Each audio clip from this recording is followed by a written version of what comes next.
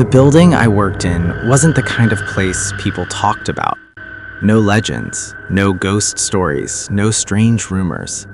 It was just another office complex sitting on the edge of town, surrounded by a wide, empty parking lot and a row of dim streetlights that barely worked.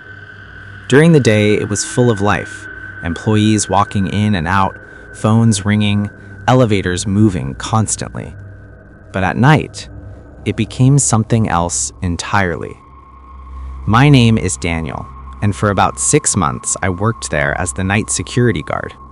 The job was simple: sit in the security room, watch the cameras, do a patrol every couple of hours. Most people would call it boring, and most nights it really was.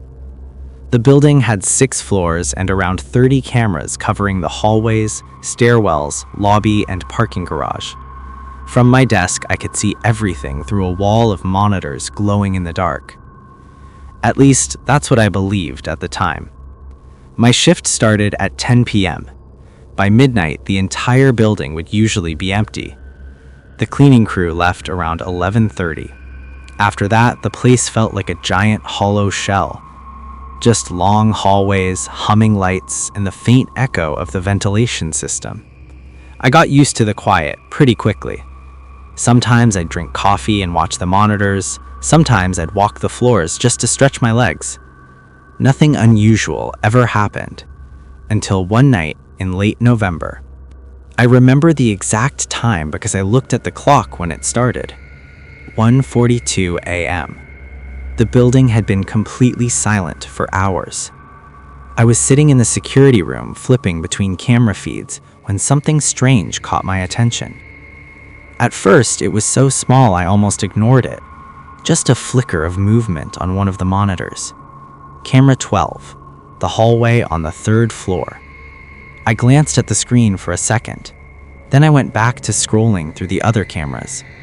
But something in the back of my mind made me stop.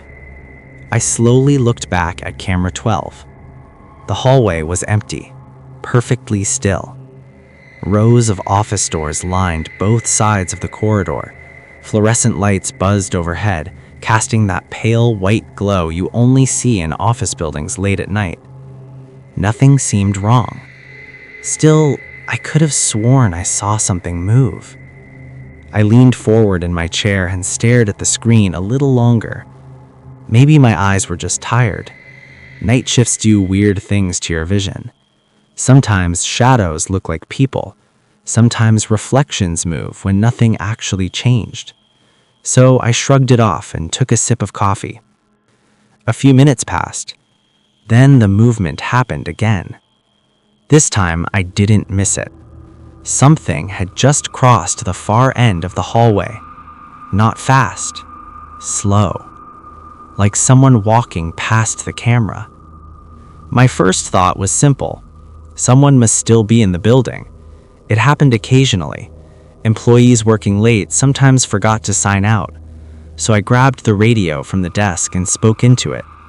Security to 3rd floor. If anyone is still in the building, please identify yourself.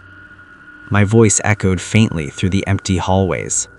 The radio crackled, but no one responded. I waited. 5 seconds. 10 seconds. Nothing. I looked back at the monitor. The hallway was empty again. No doors opening, no footsteps, just the same silent corridor. I sat there staring at the screen longer than I probably should have, because deep down, something about the movement hadn't looked right. People walk with rhythm, steps, shoulders, balance. But whatever I saw on that camera didn't move like that. For a few minutes, I just sat there staring at the monitor. Camera 12, the 3rd floor hallway. Nothing moved. No doors opened, no lights flickered. Just the same quiet corridor stretching across the screen. I told myself it was probably nothing. Maybe someone had walked past earlier and the camera delay made it look strange. Or maybe it was just my imagination. Night shifts have a way of messing with your head. Still, something about that movement kept bothering me. So I did what any security guard is supposed to do. I decided to check the floor myself. I grabbed my flashlight from the desk and stood up, stretching my back a little. The security room suddenly felt smaller than usual. The monitors hummed softly behind me as I walked out into the hallway. The elevator was just down the corner from the security office. When I pressed the button, the building felt unusually quiet. Normally, you can hear things at night. Air vents, pipes, the faint buzz of electricity running through the lights. But that night, it felt like the entire building was holding its breath. The elevator doors slid open with a soft ding. I stepped inside and pressed the button for the third floor. As the elevator moved upward, I watched the numbers change. 1, 2, 3. The doors opened slowly. The hallway looked exactly like it did on the camera. Long, empty, silent. I stepped out of the elevator and the doors closed behind me with a dull click. For a moment, I just stood there, listening. Sometimes buildings make noises at night, small ones. The creak of a ceiling tile, the faint shift of air through the vents. But this hallway felt different, too quiet. I turned on my flashlight and started walking down the corridor. The beam of light moved across the carpet and the office doors as I walked. Everything looked normal. Closed doors, dark offices, nothing out of place. Still, I kept thinking about the movement I saw on the camera. Someone had walked through this hallway. I was sure of it. Halfway down the corridor, I stopped. I turned around and looked back toward the elevator. The hallway stretched behind me, perfectly empty, just rows of doors and the pale glow of the overhead lights. I took a breath and kept walking. My footsteps sounded louder than usual. Each step echoed softly against the walls. Step, step. At the far end of the hallway, there was a small window looking out over the parking lot. I walked toward it, shining the flashlight around the corners and door frames as I went. Still nothing. No signs of anyone being there. No open offices, no movement. When I reached the window, I glanced outside. The parking lot was empty. Streetlights flickered across the asphalt. My patrol car sat alone near the entrance. Everything looked completely normal. Too normal. I turned around and started walking back toward the elevator. That's when I noticed something strange. One of the office doors was slightly open. I was almost certain it had been closed when I walked past earlier. I stopped. The door was only open an inch or two, just enough to see darkness inside the office. I stood there for a second, staring at it. "Hello?" I called quietly. My voice sounded small in the empty hallway. No answer. I pushed the door open slowly. The hinges made a soft creaking sound. The office inside was dark. Rows of desks, computer monitors, a few chairs pushed under tables. Everything looked exactly the way it should after hours. I stepped inside and swept the flashlight around the room. Nothing. No one there. No signs of anyone hiding. After a moment, I stepped back into the hallway. The doors went gently behind me. I stood there thinking for a second. Maybe I had been mistaken. Maybe the door had always been open. I started walking toward the elevator again, but just before I reached it, something made me stop. It was a sound, very faint, behind me. A soft movement, like fabric brushing against the wall. I turned around quickly and shined the flashlight down the hallway. The corridor was empty, exactly the same as before. But for a split second, I had the strange feeling that something had been standing there, right where I had just walked, watching me. I lowered the flashlight slowly. "Okay," I muttered under my breath. "That's enough for tonight." I turned toward the elevator and pressed the call button. The light above the button blinked once. Then, the elevator began moving. Somewhere below me, machinery hummed to life. The hallway felt colder now. I folded my arms and waited. A few seconds later, the elevator doors opened. I stepped inside and turned around, watching the corridor while the doors slid shut. The hallway remained empty, still, quiet. The doors closed with a soft metallic sound, and the elevator began descending. 3, 2, 1. When the doors opened again, I felt strangely relieved to be back on the first floor. The security room light was still glowing down the hallway. I walked back inside and sat down in my chair. The wall of monitors lit the dark room in shades of blue and gray. Everything looked normal. Camera 4 showed the empty lobby. Camera 7 showed the parking garage. Camera 9 showed the stairwell. I leaned back and took a slow breath. "See?" I said quietly to myself. "Nothing there." But something made me check camera 12 again. The third floor hallway. The same corridor I had just walked through. The screen flickered for a moment as the feed refreshed. And then I froze, because someone was standing in the hallway, right in the middle of the frame. A tall, dark figure, perfectly still. I leaned closer to the monitor. "That's not possible," I whispered. I had just been there, less than 2 minutes ago. The hallway had been completely empty. But now the figure was standing exactly where I had been walking. Its shape was hard to make out. The hallway lights washed most of the details away. But one thing was clear. It was tall. Too tall. Its head nearly reached the ceiling lights, and its arms hung down unnaturally long, almost brushing the floor. I stared at the screen, trying to understand what I was looking at. Maybe someone had come out of an office after I left. That had to be it. Someone hiding, someone playing a prank. I grabbed the radio again. "Security to third floor," I said, trying to keep my voice steady. "If you're still in the building, please identify yourself."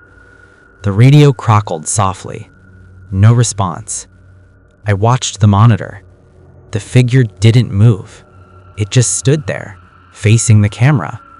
Then, slowly, it tilted its head, not like a normal person would. No shoulders moving, no shifting of weight, just the head turning slightly, as if it had suddenly noticed the camera watching it. A cold feeling crept into my chest. I reached for the keyboard and zoomed in on the camera feed. The image sharpened. The figure filled more of the screen. But the closer it got, the stranger it looked. Its body was thin, too thin, and its limbs looked wrong, longer than they should be. I leaned closer to the screen, trying to see its face, but the lighting kept its features hidden in shadow. Then, something happened that made my stomach drop. The figure lifted one arm, slowly, and pointed directly at the camera, at me. I jerked back in my chair. What the? The monitor flickered, just once, and when the picture returned, the hallway was empty again. No figure, no movement, nothing. I stared at the screen for several seconds, my heart pounding in my ears. Then the monitor flickered again. This time it wasn't camera 12. It was camera 3, the elevator camera. The small monitor showed the inside of the elevator I had just used a few minutes ago. The doors were closed. The elevator was empty. At least, that's what I thought, until the elevator light flickered and something moved in the corner of the frame. Slowly, a tall shadow rose into view, standing inside the elevator, facing the camera. The same long arms, the same unnatural height. And the elevator display above the door changed. The number began moving upward. 2, 3, 4. The elevator was going up, but no one had pressed the button. And then I realized something that made the back of my neck go cold. The elevator was heading toward the 6th floor, the one floor in the building that didn't have any offices, the one floor that was supposed to be permanently locked. And according to the camera, something was riding the elevator to get there. For a moment, I couldn't move. My eyes stayed locked on the elevator monitor. The number above the door kept changing. 3, 4, 5. The shadow inside the elevator hadn't moved. It stood perfectly still in the corner of the camera frame. Tall, thin, its arms hanging almost to the floor. And then the number changed again. 6. The elevator stopped. The doors slid open, but the 6th floor camera didn't show anything unusual. Just an empty hallway, dusty carpet, a few flickering lights. The 6th floor had been closed for years. Old storage rooms, broken furniture, boxes nobody cared about anymore. No one was supposed to go up there, not even the cleaning crew. I leaned forward in my chair, watching both screens. The elevator doors were open. The 6th floor hallway camera showed nothing.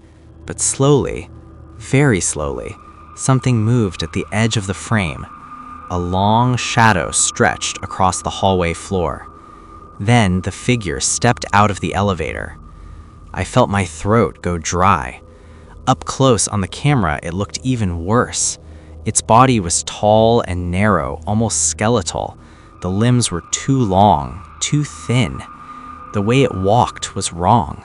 Its legs bent slightly inward with every step, like the joints didn't move the way human joints should. It walked slowly down the hallway. Then it stopped and turned its head toward the camera. Even from the grainy footage, I could tell it was looking directly at the lens. At me. My hands were starting to shake. "This isn't real," I whispered. I grabbed the radio again. "Control to building management? Anyone available?" The radio crackled. Only static answered. Of course. No one else was in the building. Just me, and whatever that thing was. I looked back at the monitor. The figure was gone. The 6th floor hallway was empty again. My heart pounded harder. Every instinct told me to stay in the security room, lock the door, call the police. But another thought crept into my mind. What if someone had broken in? What if someone was actually up there? The cameras could be glitching. Maybe I was overreacting. I sat there arguing with myself for almost a full minute. Then I made a decision. I grabbed my flashlight again. If someone was on the 6th floor, it was my job to check. I stepped out of the security room and walked toward the elevator. The building felt different now, heavier, like the air had thickened. The elevator doors opened. I stepped inside. My hand hovered over the buttons. For a second, I almost changed my mind. Then I pressed 6. The doors slid shut. The elevator began moving upward. The ride felt longer this time. Every small mechanical noise made my nerves tighten. 4, 5. The elevator slowed. Then it stopped. The doors slid open. The 6th floor was darker than the other levels. Only a few lights still worked. The hallway stretched out in front of me, quiet and dusty. I stepped out of the elevator slowly. My flashlight beams swept across the floor. Old boxes, broken chairs, stacks of forgotten office supplies. The air smelled stale, like the floor hadn't been used in years. I took a few cautious steps down the hallway. My flashlight moved across the walls. The beam shook slightly in my hand. Then I noticed something that made my stomach drop. Footprints. Fresh ones. Long, thin, and far too large to belong to any normal person. They led deeper into the hallway, into the darkness. I followed them slowly, each step echoing softly. Step, step, step. Then the lights above me flickered. Once, twice, and then they went out completely. The hallway fell into darkness. Only my flashlight remained. My breathing sounded loud now, too loud. I turned the beam slowly down the corridor. The footprints stopped about 20 feet ahead, right in the middle of the hallway. But the thing that terrified me most wasn't the footprints. It was what stood at the end of the flashlight beam. A tall shadow, standing perfectly still, waiting. The figure was even taller than I remembered from the cameras, its head tilted slightly to one side, like it was studying me. Then, slowly, it took a step forward. The sound of its foot touching the floor echoed through the hallway, and that's when I realized something. Those footprints I had followed weren't leading away from the elevator. They were leading toward me, like the thing had been walking down the hallway earlier, just waiting for me to come up. And then, it spoke. Not loudly, not clearly, just a low whisper that seemed to slide through the darkness. Daniel. For a moment, I couldn't breathe. The whisper echoed through the dark hallway. Daniel. My name. My flashlight trembled in my hand. I stared at the tall shape standing 20 feet away. How do you know my name? I asked. My voice sounded smaller than I expected. The figure didn't answer. It just stood there, tilted slightly to one side, watching me. The beam of my flashlight shook as I tried to keep it steady. Hello? I said again, louder this time. Still nothing. The hallway remained silent, except for the faint sound of my own breathing. Then something strange happened. The lights above me flickered once, briefly returning. For just a split second, the hallway filled with pale white light, and I saw the figure clearly. I wish I hadn't. Its body was tall, unnaturally tall, at least 7 feet.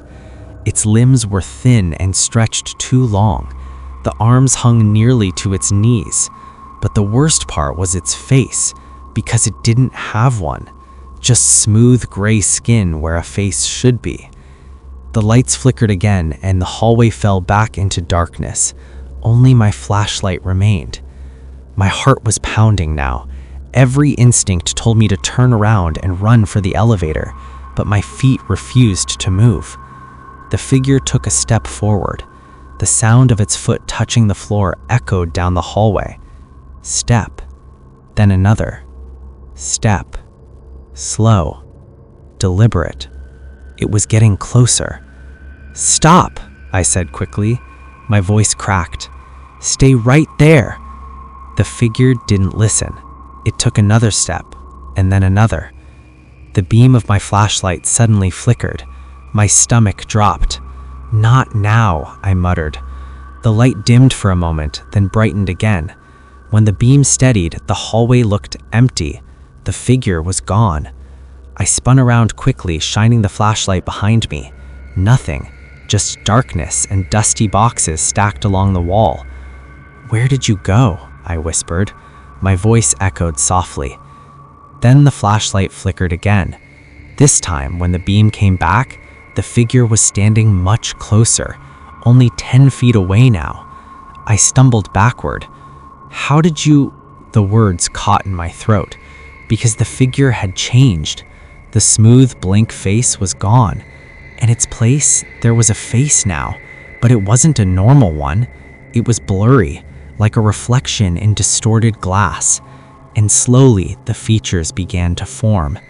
Eyes, a nose, a mouth. My stomach twisted as the face sharpened, because the face forming on that tall shadow was mine. It smiled, not a friendly smile, a slow, unnatural stretch of the lips. Then it spoke again. You saw me first. The voice sounded almost like mine too, but deeper, hollow. So now I see you. The lights in the hallway flickered violently. For a moment, everything went dark. When the lights came back, the figure was gone. The hallway was empty again. I stood there shaking, trying to understand what had just happened. Then my radio crackled suddenly on my belt. A burst of static filled the quiet hallway. Then a voice came through. My voice, clear, calm, speaking through the radio. Security to 3rd floor. Please identify yourself. My blood ran cold. That was the message I had said earlier, hours ago. But the radio kept playing. The voice continued, "Security to third floor. If anyone is still in the building, please respond." The transmission ended and the radio fell silent. Then I heard something behind me. Soft footsteps, slow, approaching. Step, step, step. For a moment, I couldn't move. The footsteps behind me continued. Step, step, step. Slow, heavy, deliberate. I turned around slowly, raising the flashlight. The beam shook as it cut through the darkness of the sixth-floor hallway. Nothing. Just the same dusty corridor, boxes stacked against the walls, broken chairs, and silence. But the footsteps had been real. I knew what I heard. My heart pounded harder as I backed slowly toward the elevator. Every step felt heavier than the last. I kept the flashlight pointed down the hallway, half expecting the tall figure to step into the beam again.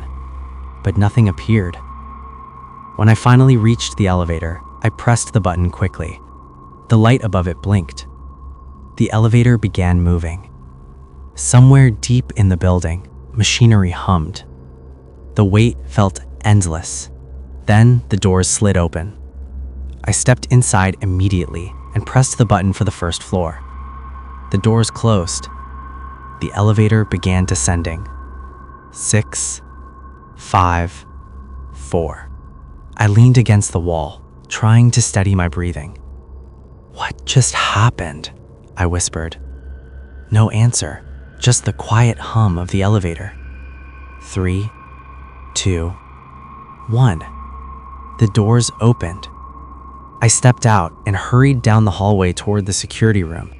The monitors were still glowing on the wall when I entered. Everything looked normal again. Camera feeds showing empty hallways, the lobby, the parking lot, the stairwells. For a moment, I felt relief. Maybe it had all been some strange hallucination. Maybe exhaustion had gotten to me. I sat down in the chair and looked at the monitors again.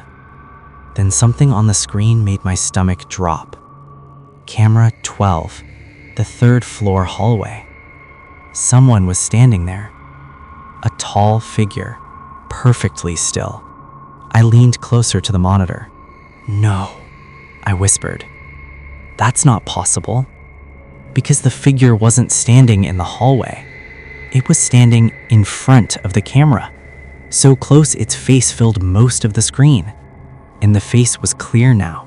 No distortion, no shadows, just a normal human face. My face. The thing smiled slowly at the camera. Then it leaned closer until its eyes filled the entire screen. The monitor flickered. For a moment, the image distorted, and the figure disappeared. The hallway was empty again. I sat there frozen. Then I noticed something else.